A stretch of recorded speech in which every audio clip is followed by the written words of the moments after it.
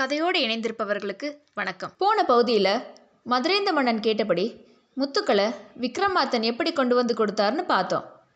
இப்போது மதுரேந்த மன்னன் அடுத்து விக்ரமாதித்தனுக்கு என்ன வித்தியாசமான கட்டளை கொடுக்க போகிறாருன்னு பார்க்க போகிறோம். வாங்க கதைக்குள்ளே போகலாம்.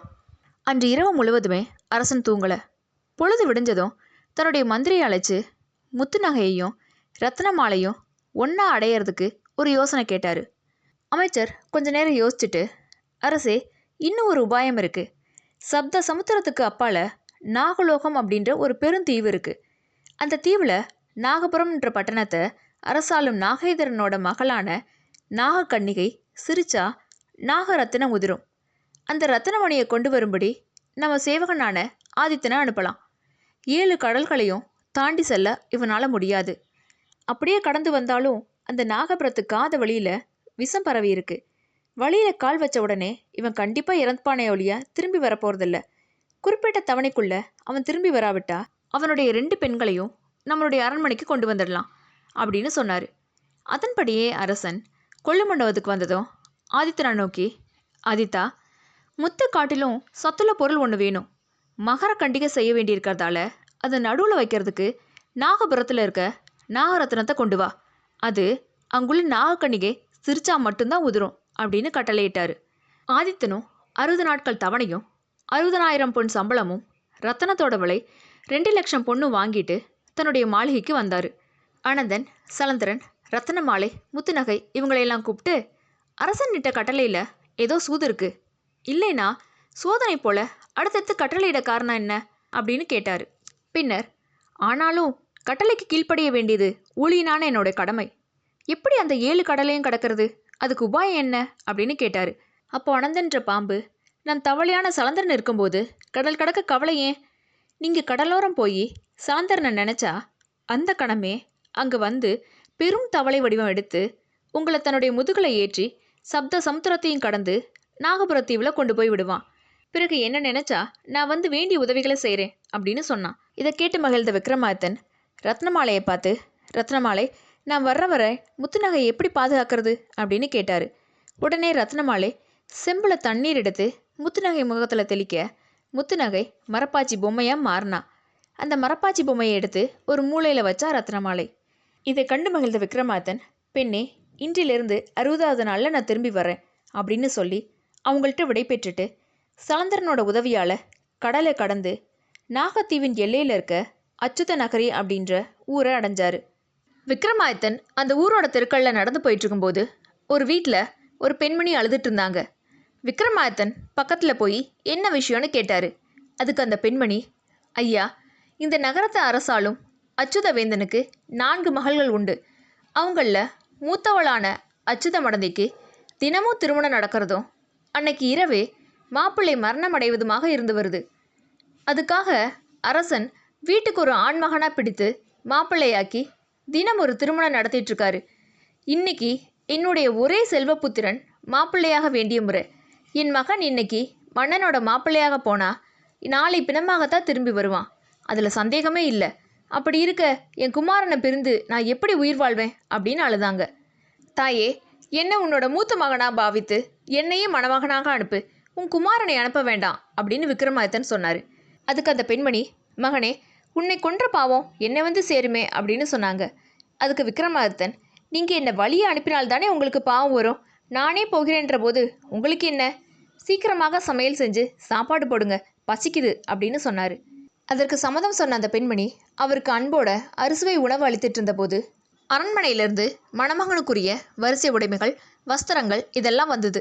அந்த ஆபரணங்களையெல்லாம் விக்ரமாதித்தன் அணிந்து கொண்ட சிறிது நேரத்தில் அலங்கரிக்கப்பட்ட யானை ஒன்று 18 மேள வாத்தியங்களோட சகல ஜனங்களும் சூழ அந்த பெண்மணி வீட்டு வாசலில் வந்து நின்றுச்சு.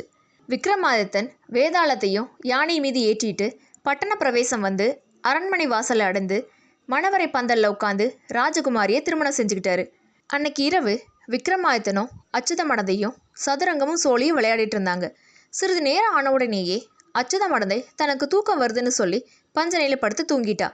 விக்ரமாதித்தன் வேதாளத்தை கூப்பிட்டு, இந்த பெண் சதுரங்கமும் சோழியும் விளையாடும் போதே தூக்கம் வருதுன்னு சொல்லி தூங்கிட்டாலே, இதோட மர்மம் என்ன? மேலும் ஒவ்வொரு இரவும் மாப்பிள்ளை பிணவாகும் மர்மம் தான் என்ன அப்படின்னு மெல்ல கேட்டார். வேதாளமும் அரசே, நாம் போக போகிற நாகபுரத்தை அரசாலும் நாகேந்திரனோட குமாரனான ஆதிசேஷன் என்பவன் தினந்தோறும் இந்த பள்ளியறைக்கு வந்து இந்த பெண்ணுக்கு மயக்கம் உண்டாக்கி பாம்பு உருவம் எடுத்து மாப்பிள்ளையை கொன்னுட்டு இவளை உத்து பார்த்துட்டு போகிறான். பட்டணத்தில் கோடியில் இருக்கிற பிள்ளையார் கோயிலில் நிலவரை உண்டாக்கி அதன் வழியாக வர்றான். அவன் நிலவரக்கல்லை தள்ளிவிட்டு வரும்போதே இந்த பெண் மயக்கம் போட்டுருவா. இப்போது அவன் வந்துக்கிட்டே இருக்கான். அச்சுத மடதை அருகில் நான் மாப்பிள்ளை போல படுத்து உறங்குவதாக நடிக்கிறேன்.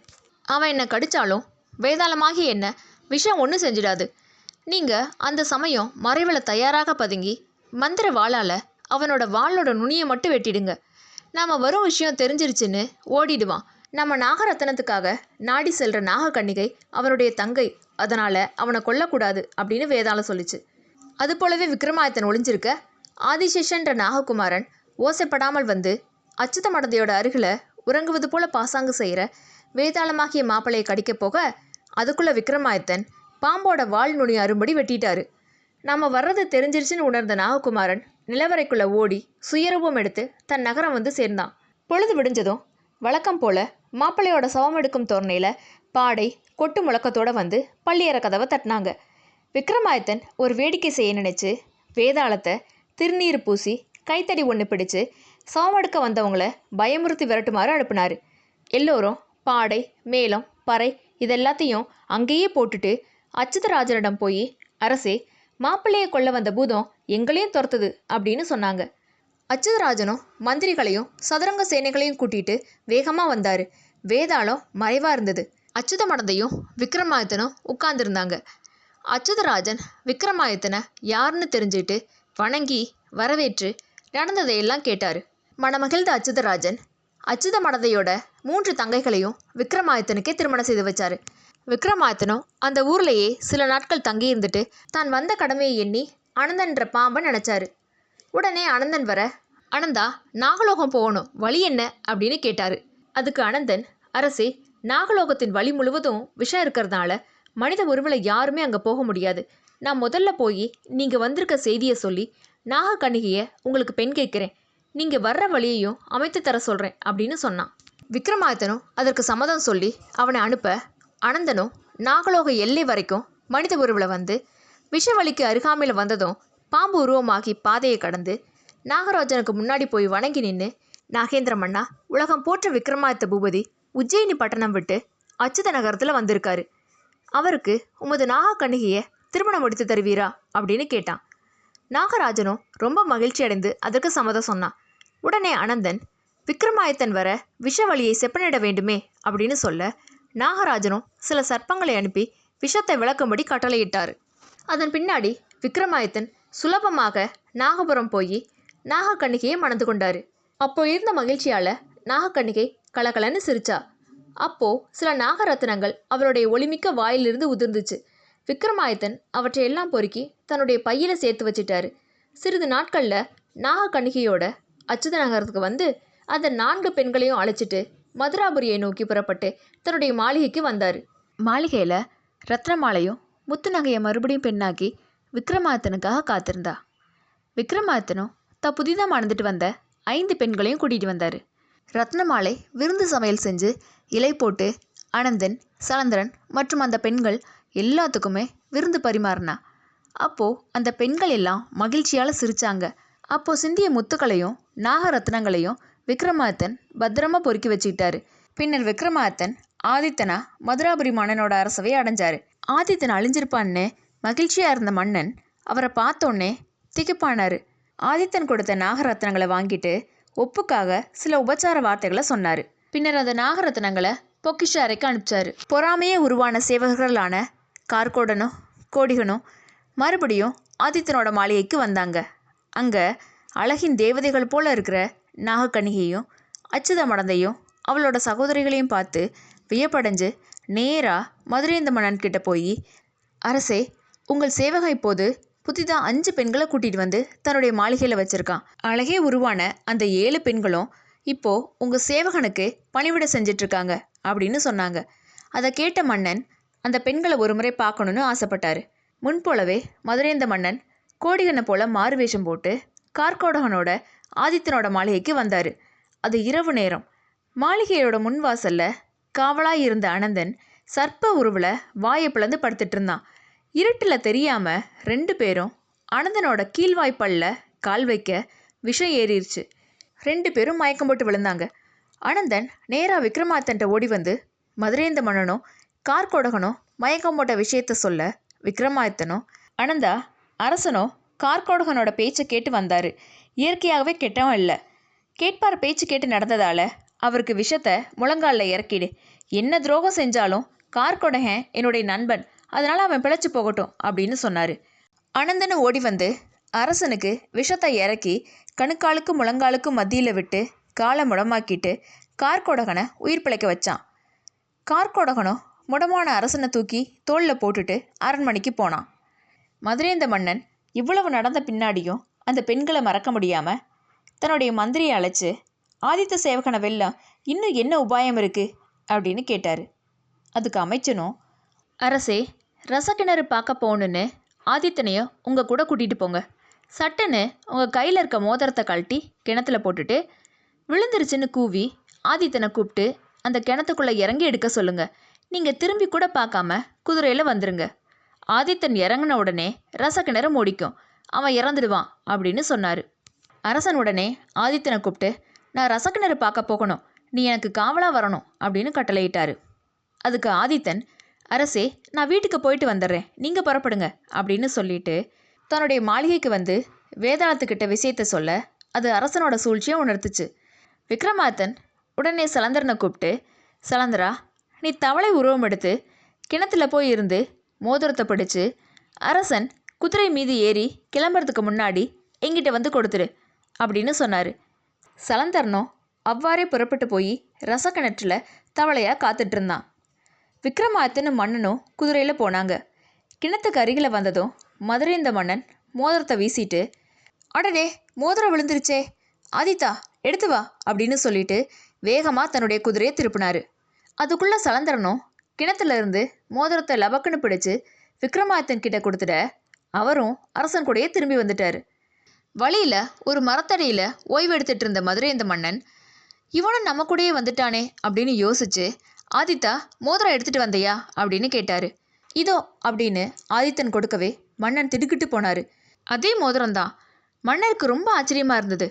தன்னை விட்டு ஒரு கணமும் நீங்காத ஆதித்தன் எப்படி ரசக்கிணறில் இருந்த மோதிரத்தை திரும்ப கொண்டு வந்தான்றத அவரால் கண்டுபிடிக்கவே முடியல.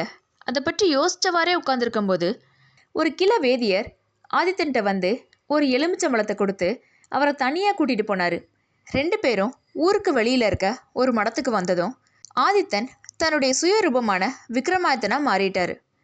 மதுரேந்த மன்னனும் தன்னுடைய மந்திரிக்கிட்ட ரசக்கிணற்றில் ஆதித்தன் நடத்திய அதிசயத்தை சொல்லி, இப்போ வந்த கிளவேதியன் யார் அப்படின்னு கேட்க மந்திரிக்கும் அவர் யாருன்னு தெரியல.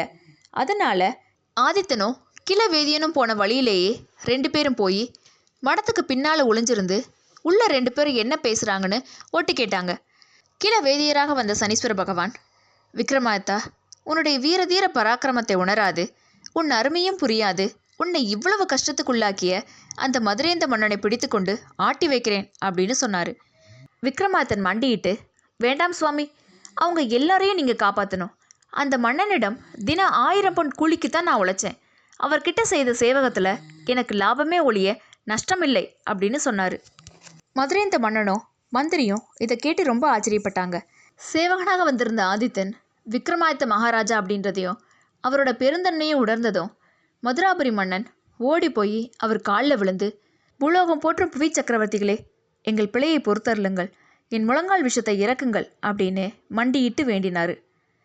அதே போல் விக்ரமாதித்தனும் அனந்தனை கூப்பிட்டு விஷத்தை இறக்கி மதுரேந்தன் கிட்ட தான் வந்த காரியத்தை விளக்கி, நீங்கள் விரும்பியதால் ரத்னமாலை தவிர மற்ற எல்லாரையும் உங்களுக்கே கன்னிகாதானம் செஞ்சு வைக்கிறேன் அப்படின்னு சொன்னார்.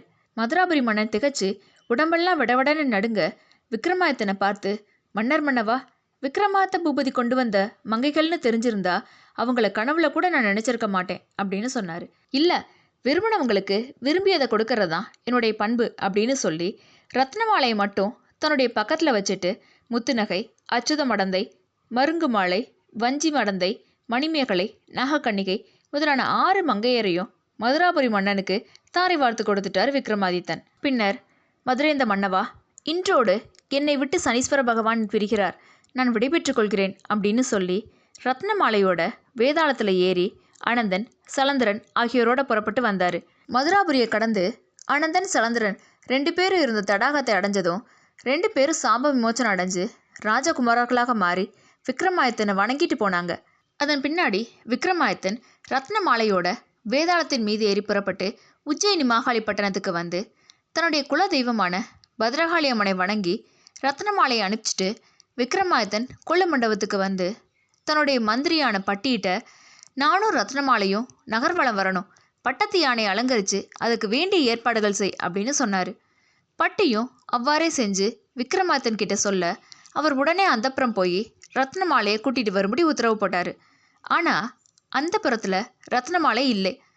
அவள் சொல்லாமல் கொல்லாமல் தேவலோகம் தவிர வேற எங்கும் போயிருக்க மாட்டான்னு நினச்சி விக்ரமாதித்தன் உடனே வேதாளத்து மீதேறி தேவலோகத்துக்கு போனார். அவனுக்கு முன்பாகவே தேவலோகம் போன ரத்னமாலை தேவேந்திரனை வணங்கி நின்னா. தேவேந்திரனும், ரத்னமாலை, நீ 7.5 ஆண்டு காலம் விக்ரமாதித்தன் கூட வாழ்ந்திருக்க. பழகிய பாசத்தால் உன் பின்னாலேயே விக்ரமாதித்தன் உன்னை தேடி வருவான். ஆனால் அவன்கிட்ட நான் வச்சிருக்க பிரியத்தால் உன்னை தர முடியாதுன்னு என்னால் சொல்ல முடியாது. நம்மோட ஆலயத்தில் இருக்க 1000 இருள் அறைகளில் நீ ஒளிஞ்சிரு அப்படின்னு சொன்னார். ரத்னமாலையும் அவ்வாறே போய் ஒளிஞ்சுக்கிட்டா. விக்ரமாதித்தனும் வேதாளத்தில் வந்திறங்கி தேவேந்திரன் கிட்ட ரத்னமாலையை பற்றி கேட்க அவரும், விக்ரமாதித்தா, ரத்னமாலை இங்கே வரல, வந்திருந்தா நீயே தேடி பார்த்து கூட்டிகிட்டு போ அப்படின்னு சொன்னார். விக்ரமாதித்தனும் வேதாளத்தோட உதவியோட 1000 இருளறைகளில் ரத்னமாலை ஒளிஞ்சிருக்க இடத்த கண்டுபிடிச்சு கூட்டிகிட்டு வந்தார். அவருடைய திறமையை பாராட்டிய தேவேந்திரன் ரத்னமாலையை அவர் கூடயே பூலோகத்துக்கு அனுப்பிச்சி வச்சார். விக்ரமாதித்தனும் உஜ்ஜயினி மாகாளிப்பட்டினம் வந்து பட்டத்து யானையில் தன்னோட ரத்னமாலையும் அமரச் செய்து ஊர்வலம் வந்தார். இப்படி கதை சொல்லி முடித்த ஏகபோகவள்ளி பதுமை போஜராஜனை பார்த்து, போஜராஜனே, எங்கள் விக்ரமாதித்தனை போல வல்லமையும் வள்ளல் தன்மையும் இருக்கிறவங்க தான் இந்த வினோத சிம்மாசனத்தில் வீற்றிருக்கலாம் அப்படின்னு சொல்லிச்சு. அதை கேட்ட போஜ மகாராஜன் யோசிச்சவரா நிற்க அந்தி சூரியனும் மேற்கே ஓடி மறைஞ்சது. கொழு மண்டபத்தில் உள்ள சபையும் அதோட கலைஞ்சது. இந்த கதை உங்களுக்கு பிடிச்சிருந்ததுன்னா லைக் பண்ணுங்கள். உங்களுடைய கருத்துக்களை கமெண்ட்டில் சொல்லுங்கள். மீண்டும் மற்றொரு கதையோடு சந்திப்போம். நன்றி.